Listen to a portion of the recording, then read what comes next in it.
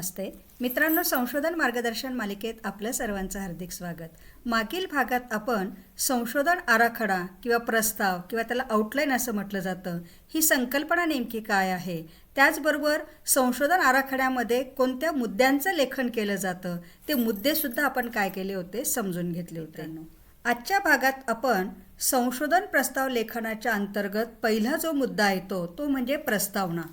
आता बऱ्याच वेळेला असं होतं की एखाद्या विषयाची प्रस्तावना नेमकी लिहायची कशी आणि त्यामध्ये कोणकोणत्या बाबींचा समावेश असणं हे बऱ्याच संशोधकांच्या लक्षात येत नाही आणि म्हणून संशोधनाच्या विषय जो तुम्ही हाती घेतलेला आहे त्या विषयाच्या अनुषंगाने प्रस्तावना नेमकी कशी लिहावी याबाबत आजच्या भागात आपण माहिती करून घेणार आहोत. आता जेव्हा तुम्ही प्रस्तावना लेखन करत असता तर त्याला प्रस्तावना किंवा समस्येची पार्श्वभूमी असं सुद्धा काय केलं जातं म्हटलं जातं. मग हे जेव्हा तुम्ही लिहित असता त्यावेळेला संशोधनाची पार्श्वभूमी जी आहे ते लेखनाच्या अनुषंगाने संशोधन समस्या नेमकी काय आहे हे संशोधकाने समजून घेणं अतिशय महत्त्वाचं आहे. कारण संशोधन समस्येचं जर पार्श्वभूमी जर ती संशोधन समस्या जर संशोधकाला कळाली नाही तर त्याला प्रस्तावना लेखनामध्ये अनेक अडचणींना सामोरे जावं लागत असतं. त्याचबरोबर त्या संशोधनाची जी समस्या तुम्ही निवडलेली आहे त्याच्या संबंधित विषयाचा म्हणजे अभ्यास करण्यासाठीचा जो तुमचा विषय आहे तो नेमका काय आहे, कोणकोणत्या पैलूंशी निगडीत तुम्ही त्या समस्येशी संबंधित अभ्यास करणार आहात हेही संशोधकाला त्याचं महत्त्व पटणं गरजेचं आहे आणि त्या अनुषंगाने प्रस्तावना लेखनात त्या बाबींचा समावेश करता येणं हे फार महत्त्वाचं आहे. त्याच पद्धतीने संशोधनाच्या प्रस्तावनेच्या अनुषंगाने की ही संशोधकाला समस्या कशी सुचली, त्याच्यामागे नेमकं कारण काय होतं किंवा ही समस्या संशोधकाला कशामुळे निर्माण झालेली आहे किंवा ही समस्या संशोधनासाठी घ्यावी असं संशोधकाला का वाटलं, याही बाबीचा संशोधकाने काय करणं गरजेचं आहे, विचार करणं महत्त्वाचं आहे.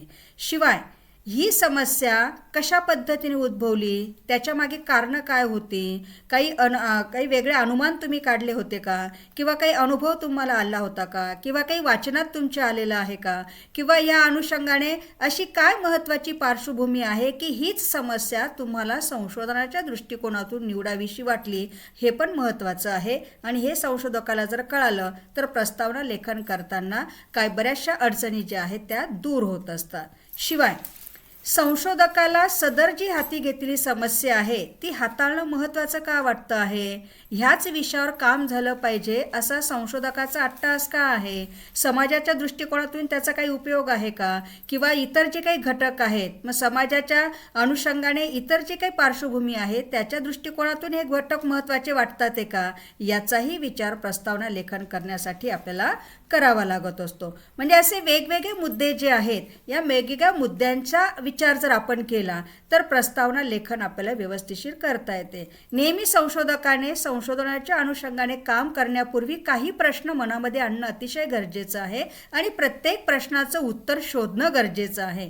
एकदा का तुम्हाला त्या प्रश्नाचं उत्तर शोधता आलं की आपोआपच तुमच्या पुढच्या ज्या समस्या आहेत त्या दूर होतात आणि लेखन तुमचं व्यवस्थिशीर किंवा नियोजनबद्ध पद्धतीने होत असतं. अशा रीतीने मित्रांनो, आता आपण संशोधनाची पार्श्वभूमी किंवा प्रस्तावना ज्या वेळेला तुम्हाला लिहायची असते तर त्यावेळेला ती कशी लिहायची आहे, कोणकोणत्या मुद्द्यांचा तुम्हाला विचार करणं गरजेचं आहे याबद्दल आपण माहिती घेतली.